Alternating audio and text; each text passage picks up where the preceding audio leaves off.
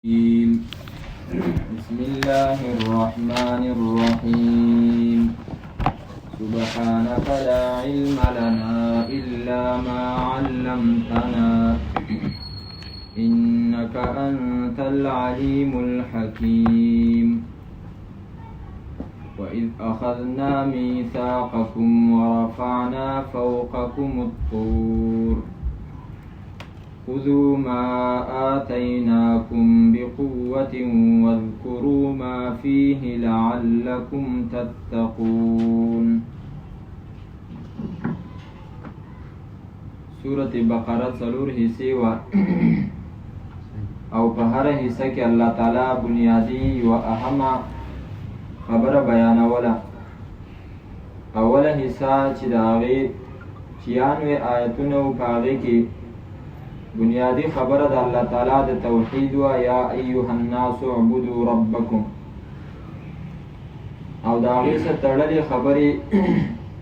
خصوصا انکار د بني اسرائیلو او بیا د الله تعالی د طرف نه په هغو باندې شوي نعمتونه الله تعالی هغو ته وریادول او خصوصا د هغو مشران د هغو تذکره الله تعالی دی ته وکړله او د هغې وجه دا وه مدینې منورې ته نبي صلی الله علیه وسلم چې کله هجرت وکړو نو د هغه هجرت په وخت کې په مدینه منوره کې یهود په حیثیت د مذهبي خلکو باندې خلکو منل. د دې وجې نه الله تعالی هغو ته دا حکم وکړو ولا تکونو اول کافر به چې تاسو اول انکار کوونکي مه جوړیږئ. دا امین خلک تاسو ته ګوري او تاسو چې دی نو د تورات پویه خلک یې وایي نو دیم به ستاسو د انکار د وجې نه د دې پیغمبر نه انکار کوي. یهود په دیو باندې الله تعالی قسمه قسم نعمتونه کړي وو. اته نعمتونه مخکې ذکر شو. د دې نه علاوه وخت په وخت باندې الله تعالی هغو له په هرې زمانې کې په عامو خلکو باندې فضیلت ورکړی و او د هغې د وجې نه د هغې نه باوجود هم دی چې دی د هغه نعمتونو ناشکري او نافرمانی د حد نه تجاوز د الله د آیتونو نه انکار پیغمبران وجل دا قسمه لوی ګناهونه او لوی نافرمانی به دی کولی. او یهود انتهایی چلباز قوم دی. لکه ننني سبق کې هم د دیو هغه هیلې او چلونه هغه ذکر شي. دومره چلباز قوم دی چې کله دی په مدینه منوره کې د نبی صلی الله علیه وسلم خواته یو دوه کسان رالل یو بل ته ویلې اذهب بنا الی هذا النبي راځه چې د دې پیغمبر خواله لاړ شو. نو هغه ته ویلې چې دته پیغمبر مه وه فانه لو سمعك تقول له نبیا لکان له 4 اعین. خو شرطه ته د هغه په باره کې دا ووایې چې دا پیغمبر دی او هغه دا واوري نو د خوشحالۍ نه به د هغه سترګې څلور شي. داسې مه وایه چې دا پیغمبر دی. د نبي صلی الله علیه وسلم خواته رالل او د هغه نه د هغه 9 معجزاتو چې د هغې تذکره قرآن کریم کې شوې ده ولقد آتینا موسی 9 آیات بینات د هغې تپوس یې ترې وکړو. نو نبي صلی الله علیه وسلم د هغې نه بعد دی ته چې دی نو څه وعظ او نصیحت وکړو. یو څو خبرې ورته وکړې. په هغه خبرو کې یوه خبره دا وه ولا تقتلوا النفس التي حرم الله الا بالحق چې د کم انسان وجنه الله تعالی حرام کړی د تاسو هغه مو وژنئ مګر په حق باندې. او د حق وجل چې کوم دی نو هغه دغه 3 قسمه دي چې مرتد به وژني یا قصاصا یو کس چې دی نو بل قتل کړي نو هغه په قصاص کې په بدل کې وژلی شي یا شادي شده سړي نه یا زنانه نه زنا وشوله نو هغه به چې دی نو د سزا په طور باندې د حد په طور باندې هغه به په کاڼو ولې او وژنې به. او دا خبرې نبی صلی الله علیه وسلم هغو ته ولې وکړې؟ دا د پیغمبر یو قسم له معجزه ده. ځکه چې په دنیا کې نن سبا چې په کوم ځای کې قتل کیږي تقریبا په هغې کې چې د مسلمان قتل او د کافر په لاس باندې کیږي کو هغه ډایرک په هغې کې یهودي ملوث نه وي خو براه راست چې کوم دی نو په هغې کې به خامخا بالواسطه هغه ملوث او نن چې عالمي سطح باندې د کفر کومه غلبه ده نو په دې غلبه کې هغه اصل سوچ او فکر او تینک ټینک چې ورته وایي هغه ټول د یهودو دی او په عالمي سطح باندې چې څومره بینکونه دي سټیټ بینک او د هغې نه په بره باندې چې څومره ملټي نیشنل کمپنۍ دي چې د هغو شیونه په دنیا کې چې دی نو هغه خرڅېږي دا ټول د یهودو په لاس کې او چې کوم یو عالم هم حقه خبره کوي او هغه د خپلې علاقې د بادشاه په لاس باندې شهید کیږي نو دا په دې کې خامخا د یهودو چې دی نو لاس په هر ځای کې د جیل محکمه تقریبا هغه ټول هغو په خپله قبضه کې اخیستې ده پریس چې کوم دی اخبارات میډیا دا ټول د یهودو چې دی نو هغه د هغو په لاس کې دي او هغه یې چلی د دې وجې نه په دغه نصیحت کې نبي صلی الله علیه وسلم هغو ته دا هم فرمایلي ولا تمشوا ببریء الی ذی سلطان لیقتله پاک سړی او بېګناه سړی چې دی نو تاسو د بادشاه خواله د دې دپاره مه بیوئ چې یاره هغې وژني هغې مړ کړي او دغه چې دی نو دا چلول د یهودو هغه په هره زمانه کې چې دی نو را روان دي به هر حال موږ چې دی نو د دې حصې هغه دریم باب شروع کړی او په هغه باب کې خصوصي خطاب الله تعالی یهودو ته کړی یا بني اسرائیله او بیا د هغې نه پس شپږ خطابه شپږ بیانونه د یهودو سره و په هغې کې اولنی بیان ختم شو شپږ اته نعمتونه او دوه عذابونه د الله تعالی د طرف نه چې په دیو باندې نازل شوي وو د هغې بیان وشو واذ اخذنا میثاقکم نننی سبق چې د کوم ځای نه شروع کیږي د دې ځای نه دویم خطاب او دویم بیان د دې بني اسرائیلو سره الله تعالی ذکر کوي او په دې کې به الله تعالی د بني اسرائیلو د یهودو چې کوم مشرانو یو درې خباثتونه او درې بد عادتونه او پلیتۍ هغه به الله تعالی ذکر کړي او دا به ننني سبق کې کوشش کوو چې ختم یې کړو او بیا د موجوده یعنی د نبی صلی الله علیه وسلم په زمانه کې چې کوم یهودو د هغو څلور خباثتونه هغه به ذکر کړي افتطمعون ان یؤمنوا لکم په دې سبق کې ننني سبق کې د موجوده یهودو چې کومې درې پلیتۍ او بد عادتونه ذکر کېږي په هغې کې اولنۍ پلیتي او بد صفت د هغو هغه دا دی چې دیو به د الله تعالی سره کړې وعدې چې دی نو ماتولې کړې وعدې به یې ماتولې دویمه خبره د دیو چل ول د الله تعالی د حکم په منلو کې او هغه چل ول هغه به الله تعالی ذکر کړي واقعه د هغه د غوا واقعه هغه به هم ذکر کړي او د هغې نه مخکې چې کوم چل ول د وجې نه په دیو باندې سزا راغلې وه او دی شادوګان شوي وو هغه به هم الله تعالی ذکر کړي او دریمه پلیتي او بد عادت چې دیو یو کس وجلی و او بیا په هغې کې اختلاف کړی او د هغې د وجې نه په پاکو خلکو باندې چې دی نو تهمت لګو اتهام البریء پاک دامن خلک یې چې دی نو په هغه تهمت د قتل باندې تورن کړي نو هغه به الله تعالی ذکر کړي وَإِذْ أَخَذْنَا مِيثَاقَكُمْ او یاد کړئ هغه وخت کله چې واخیستله موږ میثاقکم مضبوطه وعده ستاسو نه په دې کې ګوره خطاب او خبره د مدینې منورې د یهودو سره وه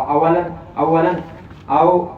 حالانکه الله تعالی د هغو نه وعده نه واخیستې د هغو د مشرانو نه اخیستې وه خو چونکې دی د خپلو مشرانو په کارونو باندې خوشحاله و نو د دې وجې نه داسې شوله لکه چې دی د دی نه دا وعده اخیستلی شوې وه او دی هغه وعده چې دی نو ماته کړي ځکه چې دی په هغې باندې خوشحاله و ورفعنا او پورته کړو موږ فوقکم ستاسو د پاسه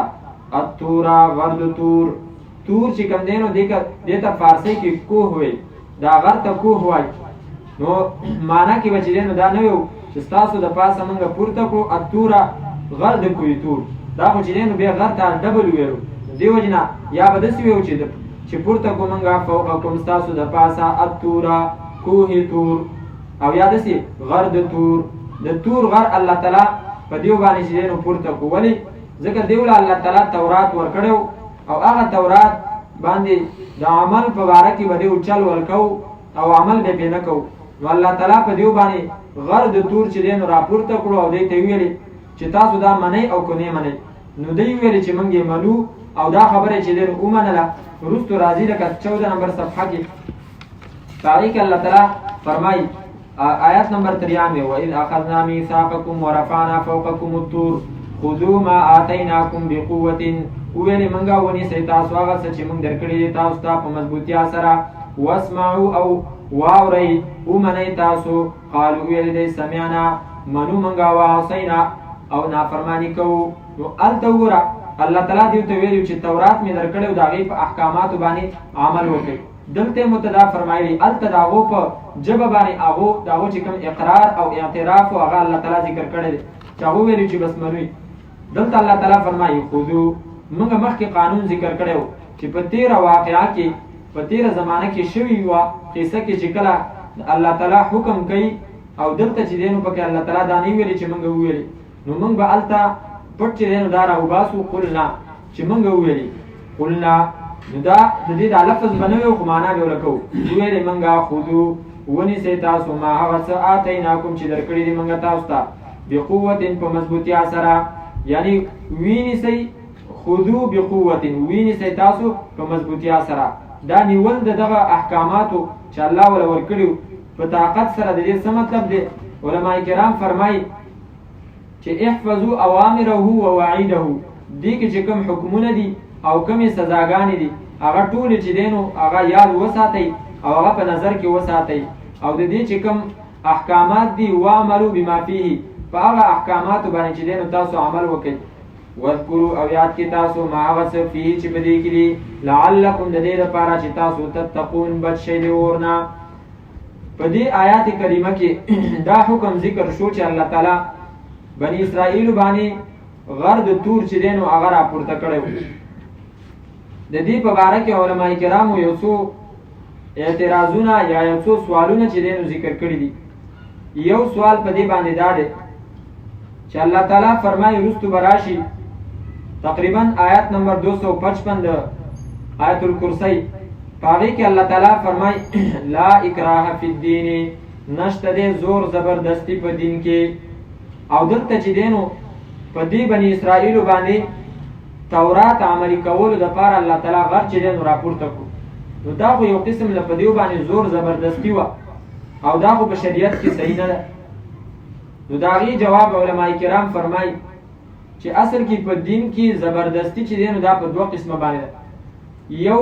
په چا باندې زبردستی کول چې هغه کافري په هغه باندې چې دی نو زور او زبردستی کول د دې لپاره چې هغه اسلام قبول کی او ایمان چې دی نو هغه راوړي لکه د چا په سر باندې ټوپک کېږي کافر په سر باندې هغه ته وایي چې کلمه ویې کنه او شا به کلمه ووایي وګنې وجنه ملي نو هغه به خامخا چې دی نو مجبوری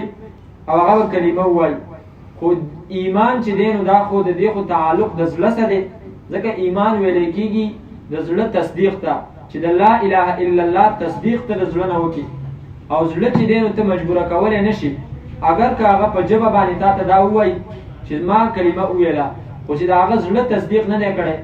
نو د هغه د دې ایمان هېڅ اعتبار نشته ځکه ایمان خو یوازې د ژبې شی نه دی دا خو د ژبې اقرار د هغې لپاره شرط دی صرف چې احکامات به موږ په هغه باندې د اسلام اله جاري کوو چې د هغه د ژبې نه موږ ته اقرار پته ولګي چې د اسلام اقرار او د ایمان اقرار هغه کړی دی د مسلمانانو په هدیره کې به یې ښخو جنازه به ورکوو او که چېرته دغه اقرار نه و کړی نو هغه به مسلمان د الله تعالی په نیز باندې دی ځکه چې د زړه تصدیق د هغه برابر دی خو موږ به په هغه باندې احکامات د اسلام هغه نه نافظ کوو ځکه موږ ته پته نشته چې هغه مسلمان دی او که نه دی نو د هغه زوړ حالت باندې به د هغه سره چې دی نو معامله کېږي به هر حال ایمان چې کوم دی نو دا د زړه تصدیق ته ویلی کېږي او د زړه تصدیق چې دی نو هغه پټ دی په هغې باندې ته څوک مجبوره کولی نه شي نو اکراه او مجبوره کول دا په دین د دین په قبلولو باندې دا په شریعت کې چې دی نو دا نشته دی ځکه الله تعالی هلته فرمایي لا اکراه فی الدین نشته دی مجبوره کول په قبلولو د دین باندې دین چې دی نو په چا باندې ته په زوره نشي قبلولی او منلی دویم چې دی نو هغه مجبوره کول دی په احکاماتو باندې چې یو کس دی او هغه مسلمان شو کلمې وویله د زړه تصدیق یې چې دی نو وکړو د هغې نه پس هغه د اسلام حکمونه چې دی نو هغه نه پوره کوي نو حکومتي وخت چې هغه د مسلمانانو حکومتي هغه بالکل هغه چې دی نو په دې باندې مجبوره کولی شي چې هغه د اسلامي احکامات هغه په هغه باندې چې دی نو لاګو کړي په زوره باندې لکه حدیث مبارک کی راځي مشکات شریف کې حدیث دی نبی صلی الله علیه وسلم فرمایي چې زما دا خوخه ده زړه مې غواړي چې زه یو کس په جمع کولو باندې چې دینو مقرر کما او د ځان څخه ځوانان چې دینو هغه روان کما او هغه کسان کورونو ته چې دینو لاړ شم چې کوم کسان بلا وجه جمع ته چې دینو نه حاضري نو دلته اوس وګوره چې داغو کورونه وسېزم نو چې داغو کورونه سیزي خو هغه مجبوره کول دي په احکاماتو باندې نو دی وجنه علما کرام فرمایي چې په احکاماتو باندې مجبوره کول دا جایز دي او دلته چې الله تعالی بنی اسرائیل مجبوره کړیو نو دا داغو د کلمې ویلو نه پس په احکاماتو باندې چې دینو هغه مجبوره کړیو نو دا چې دینو شریعت کې شته دا خو میډیا دا او دغه دی دا خلک دي چې داغو ذهني تربیت چې دینو هغه د میډیا مطابق شوی دی دا اوس په طالبانو باندې دغه قسم اعتراضات کې چې دا اوس په زنانو باندې چې دینو پرده لازمي پرده په هغه باندې شریعت لازمه کړی دا د طالبانو لاس نه چې کوم دی اوس صرف هغه سلطنت او زور او هغه طاقت رااله او په دې باندې چې کوم دی هغه احکامات باندې هغه خامخا چې دینو خلک مجبور کول شي دا د شریعت حکم دی دا نه د دې څوک دانش ویل چې دین خو د زبردستۍ شی نه دی څوک بچینو شراب سکین حکومت باغ ته چې دینو سنو نو دا د حکومت چې دینو هغه کوتای ده او خپل هغه فرض چې کوم دی هغه نه پوره کول نو په دې باندې چې دینو مجبور کول شي دا یو چې دینو په دې کې دا اعتراض او دا غي جواب شو دویم اعتراض دلته چې دینو خلکو دا کړل چې دا غر په دیو باندې چې دینو مکمل پورته شوی او کنه نو د دې په اړه کې عام علما کرام فرمایي چې غر په دیو باندې پورته شوی یو تفسیری تفهیم القرآن کې مودودی صاحب چې دینو هغه دلته خطا شوی دی او هغه فرمایي وای چې دلته چې دینو دا غر په دیو باندې نو پورته شوی بس ایک خوف کسی کیفیت ان پر طاری ہو گئی د یو کیفیت او یو حالت په دیو باندې رااله او د اعلان دی ناس ته دی چې بس دا غر را باندې را پریوزي را ورځي نو د دې وجنه هغه وایي چې دا غر په نو پورته شوی او عام علما کرام فرمایي چې دا خبره د قران کریم د آیت نه چې دینو هغه خلاف ده لکه سورته اعراف نه هم سپاره غالبا آیت 171 نمبر آیات ده صفحه نمبر 156 وَإِذْ نَتَقْنَا الْجَبَلَ 171 آیات صفحه 156 وَإِذْ نَتَقْنَا الْجَبَلَ فَوْقَهُمْ كَأَنَّهُ ظُلَّةٌ وَظَنُّوا أَنَّهُ واقع بهم دلته علماء کرام فرمایي امام راغب اصفهاني په خپل تفسیر مفردات القرآن کې لیکلي نطق چې دینو دا ویل کېږي القلع یو شی د سټې نه چې دینو راپورته کول نو الله تعالی فرمایي وَإِذْ نَتَقْنَا او یاد کې هغه وخت چې مونږه د سټې نه راپورته کو الجبل غر فوقهم د دې د پاسه وګوره یو چې الله یې ما راپورته کو د سټې نه مې راويستو غر او په دیو باندې فوقهم د دیو د پاسه نو د سینه غر چې نو هغه سیده ولاړ هغه د چا د پاسه نه دا به اله د پاسه راځي چې دا د ځمکې نه چوت شي او د دیو د سر د پاسه شي او بیا د سینه کأنه ذلتن تبوی کو دا چترۍ وا دا صاحبانو د دیو د سر د پاسه لکه د چترۍ چې څنګه سړی د پاسه دغه رنګ د دیو د سر د پاسه وظنوا انه واقع بهم دای بل تاکید شو وظنوا او دیو یقین وکړو انه واقع بهم چې یقینا دا غر راقیوتن کې را واقع را ورزیدون کې بهم په دیو باندې نو دا ګمان او دا یقین به د دیو الوي چې کله دغه غر د سټې نه راپورته شوی چې اسی د خوف او د یری د سي حالت وي نو به پاره کې یقین چرته د سي راځي علماء کرام فرمایي کل ظن فی القرآن فهو بمعنى اليقین چې قران کریم کې کوم ځای کې دا د ځوان ټکی راشي دا په معنا د یقین باندې نو مطلب دا چې دا یقینو چې دا په مونږ باندې چې دین اوس را ورځي ځکه دیو چې دین دا ویل سمعنا مونږ چې دین په دې باندې عمل کوو خذو ویل منګه خذو نسې تاسو ما هغه څه آتیناکم چې درکړي دي منګه تاسو ته بقوت په مضبوطیا سره واذکروا آیات کې تاسو ما هغه حکمونه فيه چې په دې کې لعلکم د دې لپاره چې تاسو تتقون بچ شئ د ورنا ثم تولیتم من بعد ذلك به واوختي تاسو پس دا غینا دغه لوز چې تاسو کړو داغه نقض او داغه خلاف ورزي وکړه فلولا فضل الله پس کو چرته نه فضل د الله تعالی مهربانی د الله تعالی علیکم پتا سبحانی فضل د الله تعالی علیکم پتا سبحانی ورحمته او مهربانی د الله تعالی لکنتم نخامخا شوی به تاسو کنتم په معنا رسیرتم باندې لکنتم نخامخا شوی به تاسو من الخاسرین د تاوانینو نه. سوال راځي چې دیو خو تاوانین شوی وکنه ځکه خو الله تعالی فرمایي چې دیو د قانون خلاف ورزي وکړه. علما کرام فرمایي تاوانین شوی خو الله تعالی فرمایي کو چرته د الله تعالی فضل او رحمت نه وي نو تاسو دا تاوان دا به ابدي وي همیشه به وي. نو وخت چې دینو تاوانین شو الله تعالی په فضل او رحمت وکړو هغه تاوان ولا ختم کو. ولقد علمتم الذين اعتدوا منكم في السبت او خامخا پوی وي تاسو په کسانو باندې اعتدوا چې زیاته کړو منکم تاسو نه فی السبت فورز د خیل کې فقلنا پس ویل منګا لهم اغوتا کونو شیتاسو قردتن شادوگان خاسئین ذلیلا. دا علماء کرام فرمائی دا حضرت داود علیه السلام په زمانه کې یو علاقه و چې هغې ته ایلا ویله کېدله یا ایلیا یا ایلا. نن سبا وی دغه ځای چې کوم دی نو په عقبه داودي باندې مشهوره ده فلسطین او د عربو مشرقي طرف ته چې دی نو دغه واقع ده والله اعلم. نو د دغه علاقې خلک چې دی نو دا د سمندر غاړې ته اوسېدل. دیو ته چې دی نو الله تعالی وفرمایل چې تاسو د عبادت دپاره یوه ورځ چې دی نو هغه خوښه کوئ او په هغې کې به تاسو نور کارونه نه کوئ صرف عبادت به کوئ. دوی ویلې زمونږ د خیلي ورځ خوښه ده او په دې کې به موږ چې دی نو عبادت کوو. علما کرام فرمایي چې دیو د خیلي ورځ ځکه خوښه کړې وه چې دا زمونږ د چوټۍ ورځ ده چې دوی ویلي چې د دنیا چې کوم تخلیق او پیدایش و الله تعالی هغه د جمعې د اتوار په ورځ شروع کړی او په شپږو ورځو کې د هر څه الله پیدا کړي.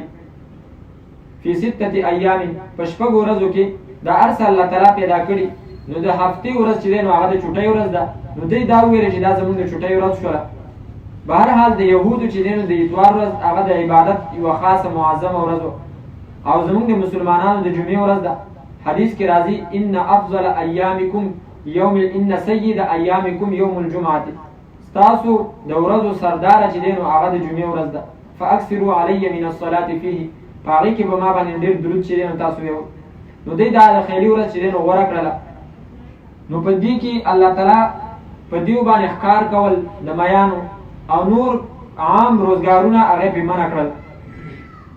و الله تعالی په دې سره د دیو امتحان اخیستلو.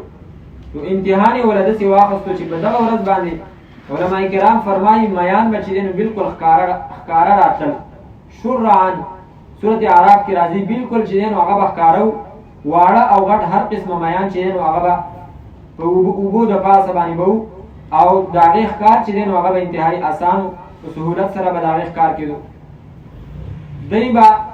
د دې نه علاوه نورو ورځو کې د ښکار دپاره راتلل خو میان به ورته نه میلاوېدل او په دغه ورځ باندې به دومره ډېرو چې د دیو به د خولو نه چې دی نو هغې ته اوبه تللې نو برداشت د دې نه ونه شو. تاریخ کې علما کرام لیکي یو کس چې دی نو داسې چل وکړو چې د خیلي په ورځ باندې یو ماهي راونیو او په تار باندې چې دی نو هغه وتړو او په دریاب کې پرېښودو. هغه ماهي هغه په اوبو کې دننه ګرځېدو تللی نه شو ځکه چې تړلی و. سبا له د اتوار په ورځ باندې هغه ماهي راونیو او هغې کور ته ویوړو او هغې پوخ. زموږ استاد محترم به فرمایل شیخ غلام حبیب صاحب چې دا د کله دغه ماهي پوخ کو نو د هغې هغه د ماهي خو هسې بوی چې دی نو تیزي نو آس پاس کورونو کې ګاونډ کې چې دی نو د هغې بوی خور شو. نو هغو معلومات وکړل چې دا ماهي چا راوړی ده. داسې خو نه وه چې بازارونو کې د هر څه میلاوېدل. نو چې معلومات یې وکړه د دې کس کور ته راورسېدل ده ته یې وویل دا د کوم ځای نه را پیدا کړو. دوی ویل چې دا خو ما ښکار کړو. هغه دا خو حرام دي. ویل حرام دي خو ما خو د پرون خو ما نه ښکار کړی دا خو ما نن ښکار کړو. ویل نن دې څنګه ښکار کړو دا خو د اتوار ورځ د اتوار په ورځ خو میان نه. نو دو ته هغه چل وروښودو چې په دې طریقه باندې ما چې دی نو هغه ښکار کړه. نو داسې هغو هم چې دی نو دا چل چې دی نو شروع. ځینې علما کرام فرمایي چې دیو بل چل وکړو. دوی به ډنډونه واړه واړه جوړ کړي وو دغه دریاب خواته او هغې ته به یې لښتي چې دی نو جوړ کړي وو. نو د دې دریاب نه به په دغه لښتو کې اوبه راتلې په هغې کې به میان هم راتل او هغه ډنډ ته به چې کله ولوېدل نو بیا به د هغې نه د وتلو لاره نه وه ځکه چې هغې ته به کمې اوبه راتللې نو دا میان دا ډنډ چې دی نو دا به ښکته و نو بېرته به دې د اوبه نه وتلې. نو داسې به میان هغه ډنډ ته راولوېدل او د اتوار په ورځ باندې به دوی هغه راونیول او بیا به چې نو خوړل چل به پکې کوو. ځینې علما کرام په دې کې دریم قول دا ذکر کوي چې دیو به تغمیض العینین کوو، یعنی هسې به سترګې پټولې. ویسا شیخ صاحب به فرمایل د اودس په بانه باندې به دی د دریاب په غاړه باندې کېناستل چې کله به په لپه کې مهي راغی نو هغه مهي به شاته داسې ګزار کړو، بیا یې په مخ باندې لاس راکړل. په دې طریقه باندې د الله تعالی په حکمونو کې چې دی نو چل ول کوو، نو الله تعالی په دیو باندې عذاب راولېږو او هغه عذاب دا و چې دی یې شادوګان کړه. بیا په دې کې د روغ تفسیر وضاحت به وروستو راشي. سورت اعراف کې 3 ډلې وي. یوه ډله چې دی نو هغه د دې منع کوونکي وو چې تاسو دا کار مه کوئ، ګناه ده. او دویمه ډله هغه وه چې هغو دا کار کوونکي وو، دا چل ول کوونکي وو. او دریمه ډله هغه وه چې هغو د منع کوونکي خلکو ته دا ویلې چې تاسو هغه خلک ولې منع کوئ د کار نه چې کوم له الله تعالی عذاب ورکوونکی دی. لم تعظون قوما الله مهلكهم او معذبهم عذابا شديدا. چې دیو له الله تعالی سزا ورکوي نو تاسو ولې چې نو دی منع کوئ؟ هغه ویلي معذرة الى ربکم چې سبا د زموږ څخه چې دی نو دا عذر وي چې موږ خپله بانه الله تعالی ته پیش کولی شو چې الله موږ دی منع کړي. چې کوم کسان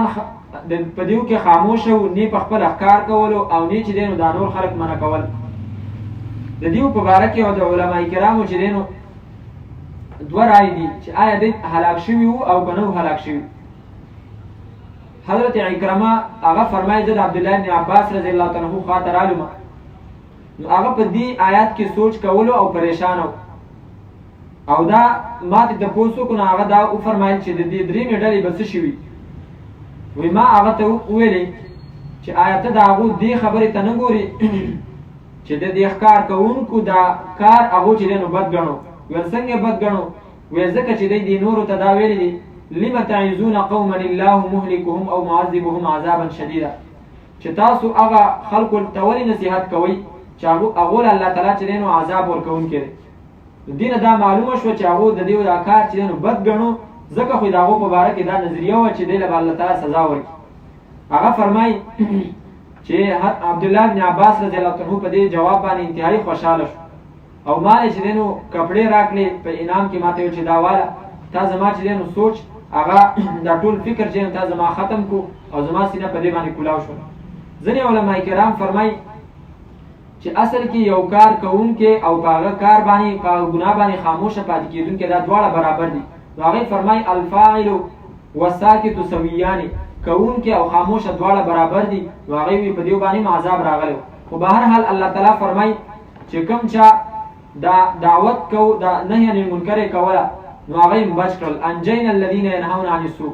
او چې کوم په دې کار کې چې دی نو په دې کار کې اخته و نو هغه یې هلاک کړل او هغو باندې چې دی نو الله تعالی عذاب د شادوګانو چې دی نو راوست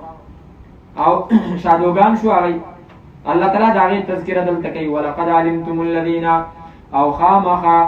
پوهه وئ تاسو په هغه کسانو باندې اعتدوا چې زیاتی کړی منکم ستاسو نه فی السبت په ورځ د خیرې کې فقلنا پس وویلې مونږه لهم دیتا کونو شئ تاسو قردة شادوګان خاسئین ذلیلا. علما کرام فرمایي چې دې ته ویل کېږي سزا من جنس العمل، یعنی چې څنګه د دې وکارو هغسې چې دی نو الله تعالی د هغې مناسب سزا وله ورکړله. کار د دې دا و چې دی په ظاهره کې چې دی نو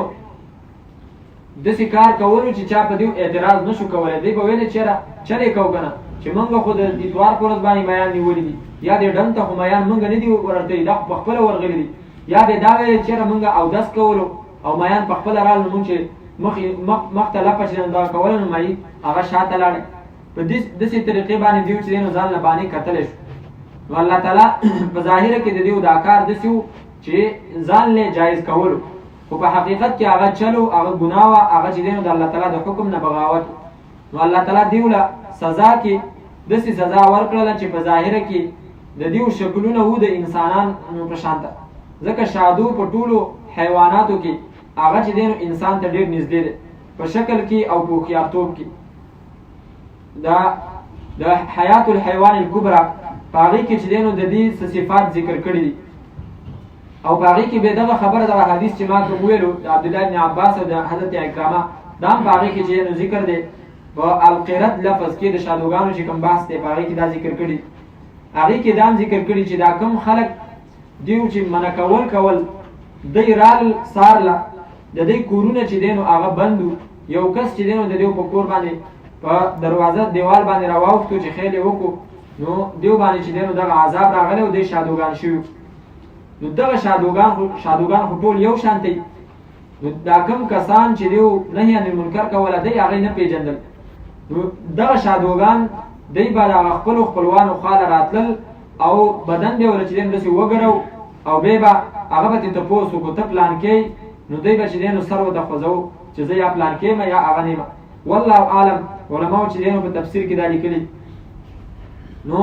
شادو چې کوم دی نو هغه په شکل کې د انسان په شانته ده خو هغه انسان دی نه هغه حیوان دی هغه جدا جنس دی.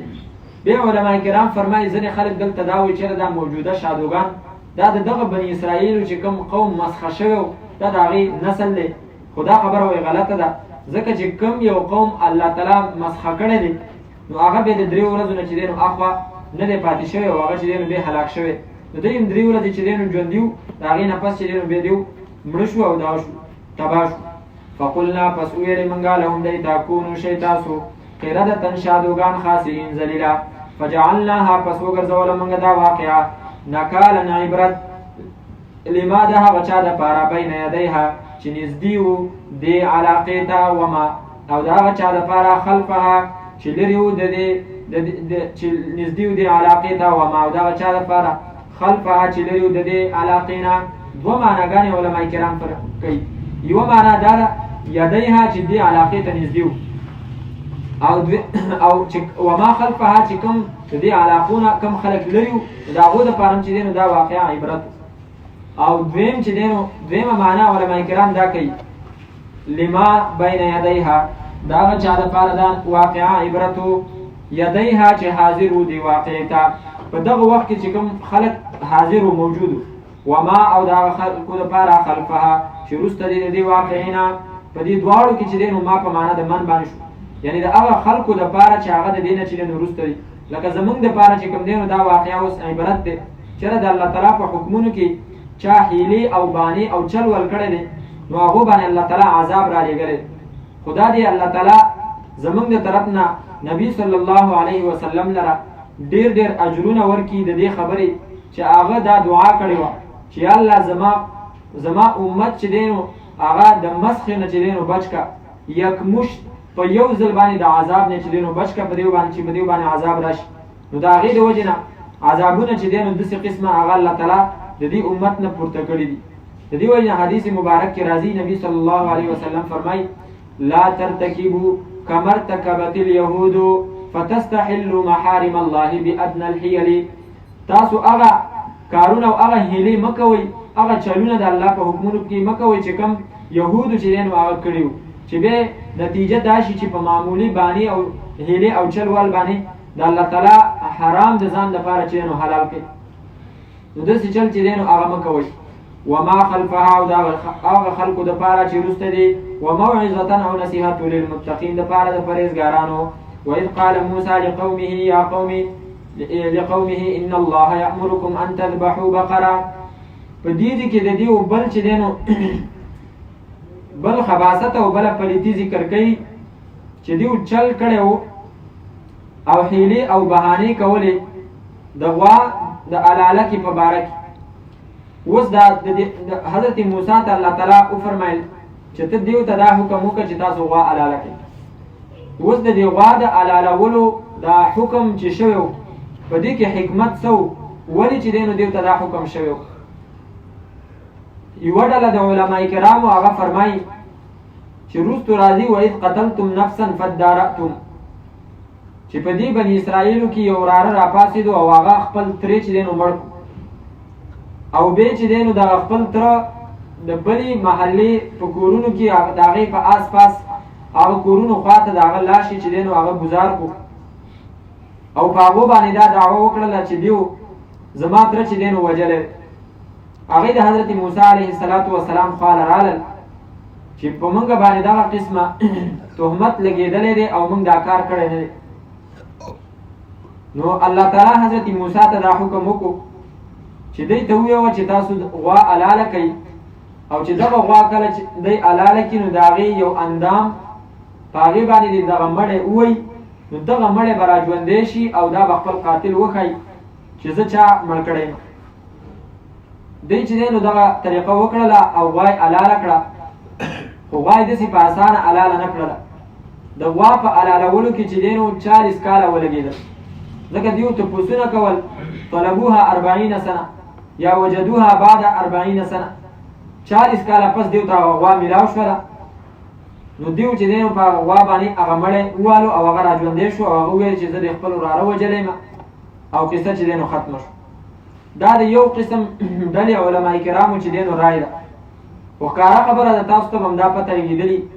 چې دا څنګه عجیبه مړی و چې 40 کاله دا داسې پروت او دا خرابېدو نه.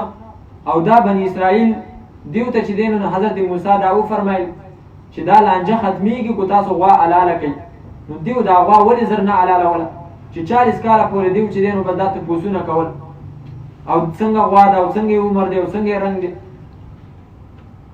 دویمه رای د دې وجې نه علما کرام دویمه رای چې دی نو هغه ذکر کوي او هغه زموږ د مشایخو استادانو چې دی نو هغه رای ده. هغه فرمایي دا واقعي چې دی نو په تفصیل سره را روانې دي او په ایز باندې هره واقعه چې دی نو هغه جدا واقع ده. لکه مخکې چې دی نو الله تعالی وفرمایل هغه واذ نجیناکم نه ایز چې دی نو هغه الله تعالی ذکر کوي او هر ایز چې دی نو هغه جدا واقعي جدا نعمت. نو واذ نجیناکم واذ فرقنا واذ وعدنا واذ آتینا واذ قال موسی، نو دغه رنګې دا واقعه چې دی واذ قال موسی لقومه دا چې دی نو جدا واقع ده او واذ قتلتم نفسا دا جدا واقع ده. په دې مخکنۍ رای باندې چې موږ ویلې څنګه چې به دغه اعتراض راځي چېرې څنګه 40 کاله دا مړی ژوندی و، داسې په دې باندې بل یو اعتراض دام راځي چې دا واقعه بې وروسته ولې ذکر ده چې مړی شوی نو په کار خو دا وه چې د هغه مړي تذکره الله تعالی مخکې کړې وې او بیا د مړي د راژوندي کولو دپاره د غوا د حلاله کې تذکره هغه الله تعالی وروستو کړې وې.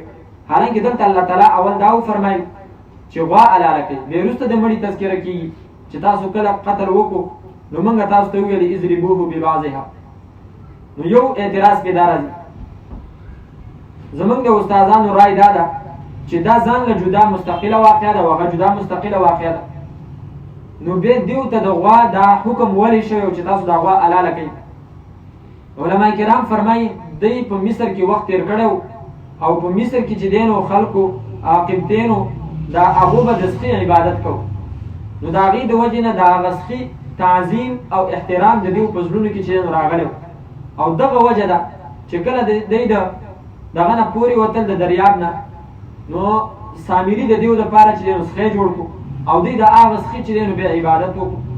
ولې د هغې عبادت وکړو؟ ځکه د هغې احترام د مخکې نه چې کوم دی نو د هغو په ذهن کې و په هغو په زړونو کې و، نو د هغه صرف چې دی نو یوه جوسه جوړولو او دی بس هغې ته چې دی نو په سجده شو. نو هغه احترام د سخي او د غوا د دې چونکې دا جنس یو دی نو هغه احترام ختمولو دپاره او د دیو د معبود هغه زوړ معبود د دیو په نظر کې د سپکولو دپاره الله تعالی دیو ته دا حکم وکړو چې تاسو دا غوا حلاله کړئ. خو دیو دا نه کېدله چېرې موږ دا اوس حلاله کړو، ځکه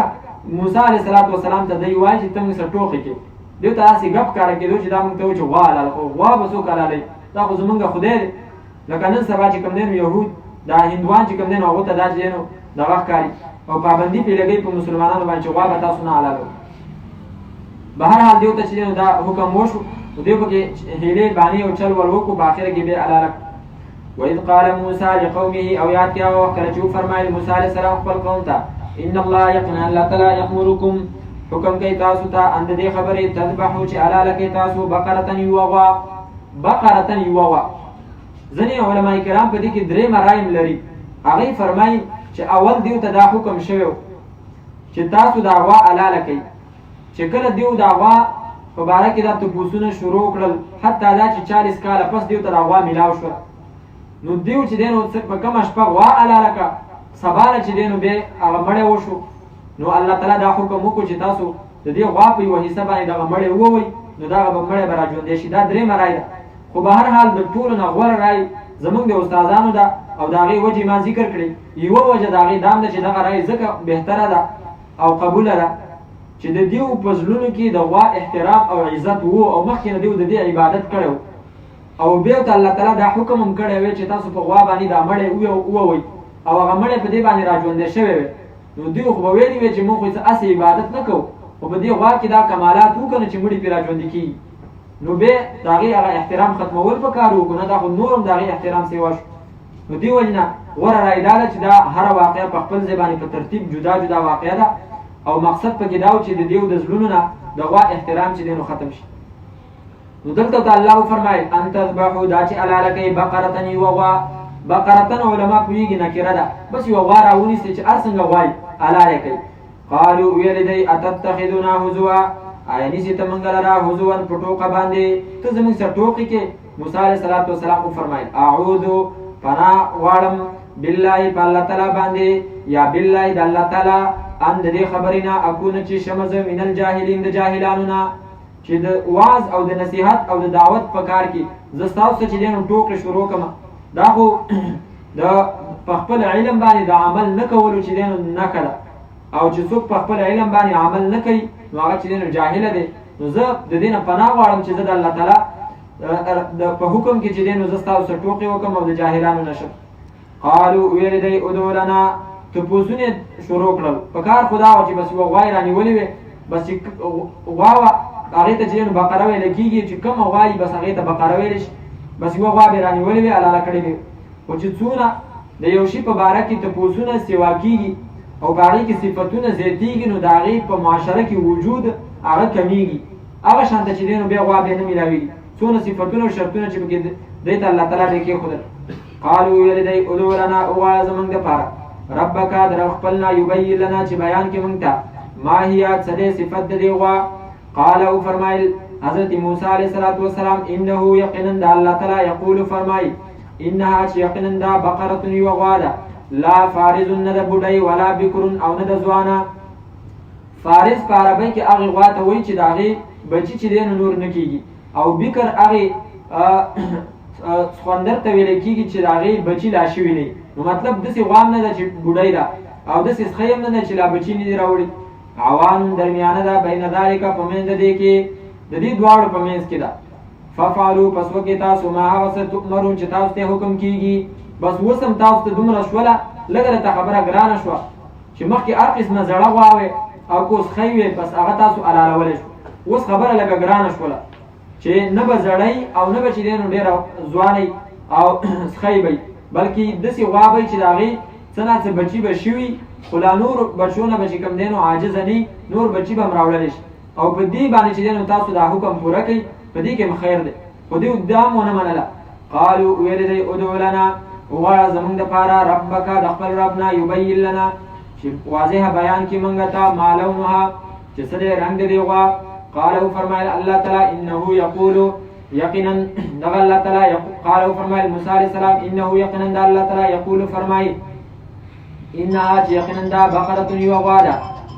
صفراء تک زیړه ده فاقع ټینګ دی لونها رنګ دی تسر الناظرین خوشحاله کوي کتونکو لره داسې غوا ده چې رنګ یې تک زیړ دی او داسې زیړ هم نه چې معمولي د هغې کلر چې دی نو هلکی نه بالکل تک زیړ دی او هغه رنګ یې چې دی نو ټینګ دی او چې څوک هغې ته ګوري نو هغه په کتلو باندې چې دی نو خوشحالېږي دی چې کوم دی نو داسې غوا لا په دې ټول عمر کې چې زما څومره عمر دی ما لا اوسه پورې چېرته زیړه غوا نه ده لیدلې نو دیو ته چې دی نو دا د زیړې غوا دا صفت پکې ولګېدو نو خبره ورته نور هم ګرانه شوه دوی وویلې چې یاره موږ لاړو منډیانو کې غواګانې وکتلې خو غواګانې موږ ته چې دی نو ډېر شی قسمه قسم ښکاري اوس هم چې دی نو راته معلومه شوې نه ده نو بل سوال یې وکړو قالو ویلې دی ادعو لنا وغواړه زموږ دپاره ربک د خپل رب نه یبین لنا چې واضحه بیان کړي موږ ته ما هي چې څه دی شان د دې غوا ان البقره یقینا دا غوا تشابه ګډه وډه شوه علینا په موږ باندې ګډه وډه شوه په موږ باندې ګډه وډه کېږي به نه بې ځای ته پوښتنه کوئ څنګه درته ویل یو بقرتن چې یوه غوا حلاله کړي بس هغه غوا وه نو دا ته پوښتنه مو وکړل و انا او موږ انشاء الله که چېرته خوښه وه د الله تعالی لمهتدون خامخا رسېدونکي وو مقصد ته علما کرام فرمایي چې دیو دا لفظ د انشاءالله وویلو نو دی چې دی نو ورسېدل او غواو ته میلاو شوله که چېرته دا نه وی ویلي نو نسلا بعد نسل دیو په پیړو کې به دا حکم را روان وي، خدا غوا دیو ته میلاوېدله نه. خو د دې انشاءالله لفظ چې دی نو کمال دی چې الله تعالی دیو ته چې دی نو هغه غوا ور پیدا کړله. د دې وجې نه قرآن کریم کې سورت کهف کې راځي ولا تقولن لشیء انی فاعل ذلک غدا الا ان یشاء الله. داسې مه وایه چې سبا به زه دا کار کوم، خو دا اوسه ویه ان شاء الله. ولې کېدی شي د الله تعالی خوښه نه نو دا هر کار څه چې انشاءالله وویلی شي په هغې کې برکت پیدا کېږي. قال او فرمایي موسی علیه السلام انه یقینا دا الله تعالی یقول فرمایي انها یقینا دا بقرة یوه غوا ده لا ذلول نه دا جوتي تثیر الارض چې اړی ځمکې لره ولا تسقي الحرث او نه اوبه کوي فصل لره. داسې غوا هم نه ده. ځینې علما زموږ استاد محترم به فرمایي چې ځینې علاقو کې په غوا باندې چې دی یو هم چې دی نو خلک کوي. نو الله تعالی ورته وفرمایي چې داسې غوا هم نه ده چې هغه جوتي شوې ده او هغې باندې چې دی نو جغ کې خوستی کېږي او په هغې باندې چې دی نو ځمکه اړولی کېږي. اثار یثیر اثارة تثیر الارض، ځمکه اړول چې د کندې پل په ځمکه کې کله ښخ شي نو ځمکه یو طرف ته چې دی نو داسې راوړي، دې ته ویلی کېږي اړول. او علماء کرامو قول دی من اراد العلم فلیصور القرآن، څوک چې علم غواړي نو هغه د قرآن کریم اړی، مطلب بار بار دی هغه د قرآن کریم تذکره کوي، تکرار دی کوي، په دې کې چې نو سوچ او فکر کوي نو هغه ته به چې نو علم حاصلېږي. ولا تسقي الحرث او نه اوبه کوي فصل لره، یعنې ارټي غوا هم نه ده. لکه ثوابۍ او دې علاقو کې چې دی نو ارټ به و نو په هغې باندې به پړی به چې لرګی به تړلی او هغه لرګي پسې به چې دی نو به غوا چې دی نو تړلې وه نو هغه به تاوېدله، نو اوبه به چې کوم دی نو هغه راایستلې او په هغې باندې به فصلونه چې دی نو هغه اوبه کېدل. نو داسې غوا هم نه ده، بلکل مسلمتون روغه ده، هېڅ عیب په هغې کې چې دی نو نشته دی. علما کرام فرمایي مسلمتون روغه ده لا شیته فیها، لا نشته دی شیته څه عیب فیها په هغې کې چې یا د هغې غوږ کټي او یا چې کوم دی نو ښکر ماتي یا چې دی نو ګاښونه نه او یا د هغې چې دی نو په رنګ کې څه نور ملاوټي. داسې نه ده. اوس خبره ډېره ګرانه شوه، که لږ دا په هغې کې د نور رنګ و نو بیا هم چې دی نو هغه غوا قابله قبوله نه ده، بلکې داسې غوا چې هغه مکمل تکه زیړی او نه جوتي شوي، نه چې دی نو د هغې عمر هغه زیاتي نه بلکل کمي او نه چې دی نو په هغې باندې فصلونه اوبه شوي، بلکې هېڅ عیب چې دی نو په هغې کې نه. قالو ویلې دی الآن اوس جئت راتل وکړل تا بالحق په پوره بیان باندې. الآن جئت بالحق، علما کرام فرمایي د دې به دا معنا نه کوو چې اوس تا راتل وکړل په حق سره، ولې مخکې د الله تعالی دغه حکم چې ان تذبحوا بقره هغه ناحقه حکم وسو، هغه حقه حکم و، خو دیو چې دی نو ځان نه په دې کې چې دی نو بې ځایه سوالونه وکړل او شرطونه پکې چې دی نو د الله تعالی د طرف نه په دیو باندې سوا شو. نو د دې معنا علما کرام فرمایي الآن جئت بالحق، الآن جئت بالبیان التام، تا اوس راتل وکړل په پوره بیان سره. فذبحوها پس حلاله کړله دیو دا غوا وما کادو او نو دی یفعلون چې کړی وی، وما کادو او نږدې نو دی یفعلون چې کړی وی دا کار، د زړه نه چې دی نو دیو دا کار نه کولو، خو بس آخر په زور په دیو باندې سوا شو او چې کم اعتراض به کو د هغې جواب به ورته میلاوېدو. وإذ قتلتم نفسا فادارأتم فيها، دا هغه دریم خباثت او دریمه پلیتي ده چې دیو یو قتل کړی او په هغې کې به اختلاف رالی. نو الله تعالی دیو ته وفرمایل چې تاسو دا مړی چې دی نو د دې مړي په یو اندام باندې ووئ، نو دا به چې دی نو راژوندی شي. اوله ډله د علما کرامو د هغو په رای کې خو دقه شوله چې د غوا یوه حصه راوالی او دا مړی پې ووئ نو دا به راژوندی شي. خو زموږ استادان فرمایي چې نه، مطلب یې دا دی چې لاس یې راوالی مثال په طور باندې او یو ځای وله پې ووه نو دا به راژوندی شي، یا مثال په طور خپه وله چوته که خپه وله پې ووه نو دا به راژوندی شي. وإذ قتلتم او یاد کیا وخت چې کله مړ کو تاسو نفسا یو کس فادارأتم فیها، نو تاسو اختلاف وکړو په هغې کې. فادارأتم تدارأتم، علما کرام فرمایي درع چې کوم دی نو په عربۍ کې دیکې ته ویلی کېږي، دا دیکې ته ویلی کېږي. وایي دیو داسې اختلاف و چې یو بل له به په دې کې دیکې ورکولې، یو بل دا تا وجلی دی بل ویل تا وجلی دی. ځینې علما کرام فرمایي فادارأتم فیها، تاسو د ځان نه دفاع کوله، دا قتل هم د ځان نه دفع کولو، یو ویل ما نه دی وجلی بل ویل ما نه دی وجلی. علما کرام فرمایي نفس چې دی نو دا قرآن کریم کې په ډېرو معنو باندې راغلی، دلته چې د دې کومه معنا ده د دې نه مراد نفس انساني دی. یو شخص انساني تی مراد دی، ټول بدن او ټوله یا هغه ډانچه یعنی انسان تی مراد دی. یو نفس په معنا د هغه نفس دی چې کوم د انسان هغه انسان ته حکم کوي په ناروا کارونو باندې. دغه نفس د انسان علما کرام فرمایي چې دا په درې قسمه باندې دی. یو نفس هغه دی چې هغه د پیغمبرانو نفس دی، هغې ته نفس مطمئنه وایي. سورة فجر په آخره کې الله تعالی فرمایي یا ایتها النفس المطمئنه، ای هغه نفس چې هغه خوشحالیدونکی دی د الله تعالی په عبادت باندې. نو دغه نفس د انبیاء کرامو دی.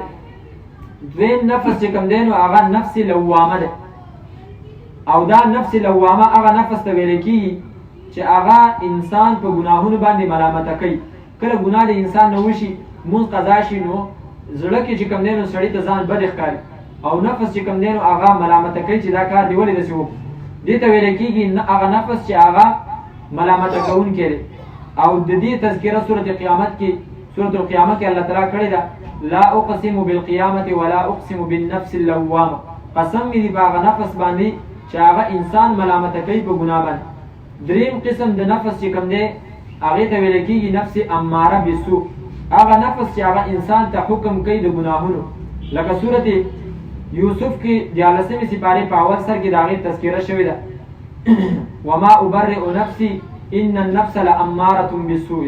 زه خپل ځان نه پاکومه ځکه چې یقینا نفس هغه ډیر حکم کوي انسان ته د ګناهونو. دغه وینا د زلیخې وه او هغې په خپله چې کوم دی د حضرت یوسف علیه السلام پاکدامني بیانه کړې ده. بهرحال د نفس دغه درې قسمونه دي. والله والله تعالی مخرج رایستونکی او ما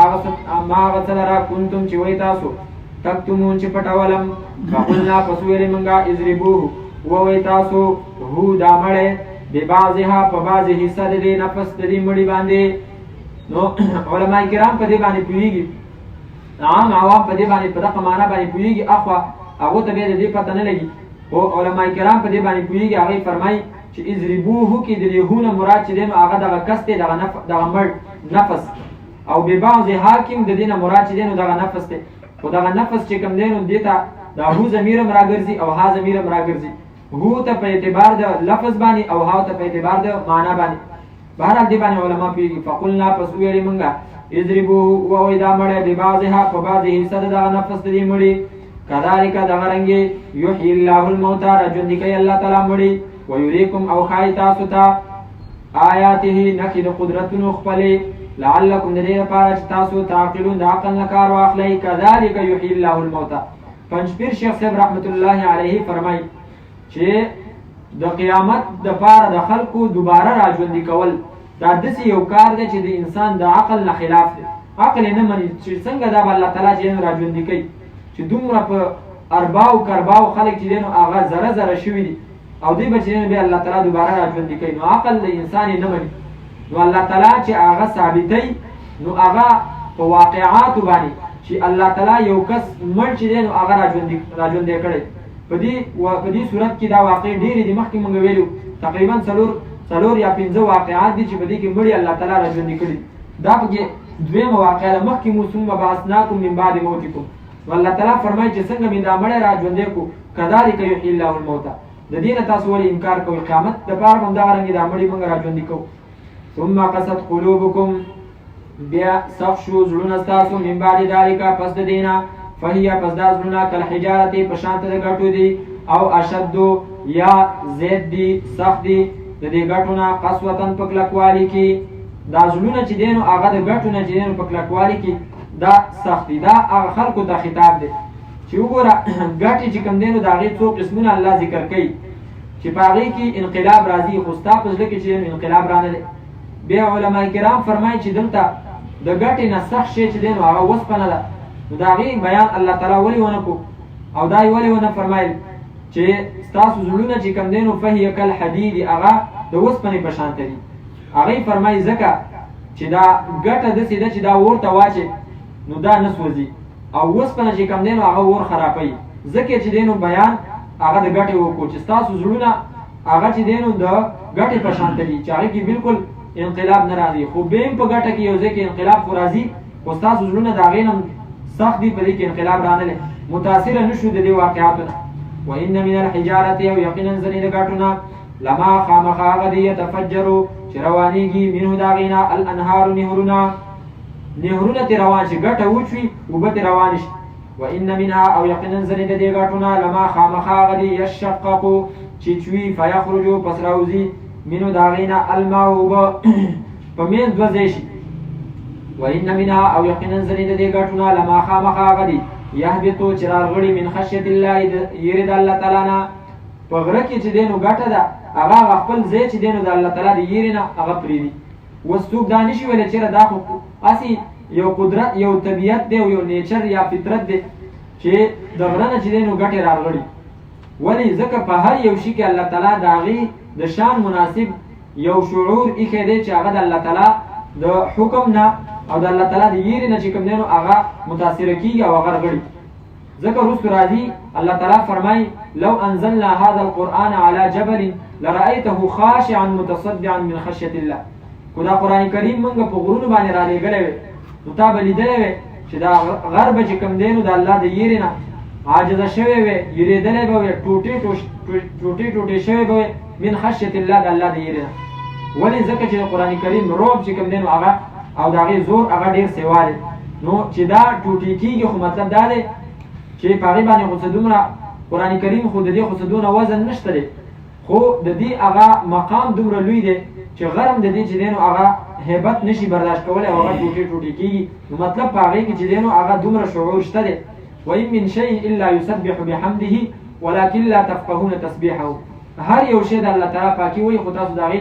په پاکۍ باندې چې کوم دی نو نه پوهېږي الم تر ان الله يسجد له من في السماوات والأرض والشمس والقمر والنجوم والجبال